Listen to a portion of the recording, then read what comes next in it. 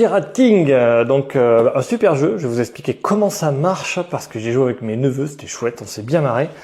Donc, installation. On a des pirates et chaque pirate sera indexé à des cartes ici de la même couleur. Donc on peut choisir différents types de pirates, il y en a plein. Et à chaque fois, normalement, si je ne me trompe pas, c'est 8 cartes de 3, 4, 5, 6, 7, 9 qui permettent de faire une pioche. Donc l'idée de ce jeu, c'est que c'est une pioche où on va piocher des cartes au fur et à mesure pour essayer de augmenter sa puissance pour battre des petites cartes créatures. Donc l'installation, c'est simple. Je mets 2 monstres sur la table. Voilà, hop.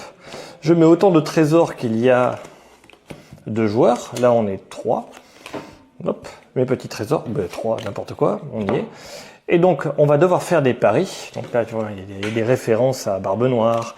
Là, c'est à Luffy. Donc, c'est plutôt rigolo. On mélange. Hop, chacun a son petit paquet. Et l'idée, c'est de... moi, je fais l'animateur quand je suis avec mes neveux. Hein. C'est, on va dire, 1, 2, 3, et on retourne une carte. Et donc là, on va augmenter notre puissance. On a des effets. Tout est écrit dans le livret que j'ai caché là-dedans. Il suffit simplement de regarder les icônes.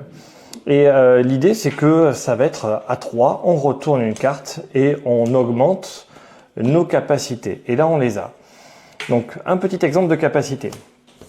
Ceux qui ont le plus d'épée, c'est un peu comme une banque qui explose, il faut s'arrêter quand on sent que c'est bon. Ceux qui ont le plus d'épée vont pouvoir attaquer les monstres en premier, choisir lequel ils attaquent. Et donc après, ils récupèrent le monstre pour le remettre dans leur paquet, ils remélangent, et ça a des effets supplémentaires. Ça, par exemple, c'est piocher plus d'une carte. Ça donne une meilleure synergie. Et voilà, ça c'est les points de victoire qu'on gagne à la fin. Ça c'est le type, c'est un type monstre.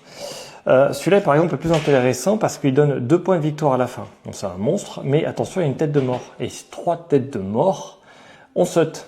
Donc ça veut dire que là par exemple eux, si là la prochaine carte retournée, il y a une tête de mort, ils ont sauté, hop, et ils sont hors jeu.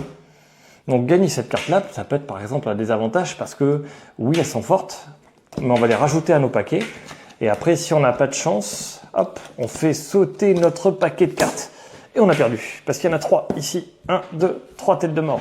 1, 2, 3. On a perdu, et sur le coup, eh bien, on ne peut pas affronter des monstres, on doit attendre. Donc il faut révéler des cartes en même temps. 1, 2, 3, on révèle.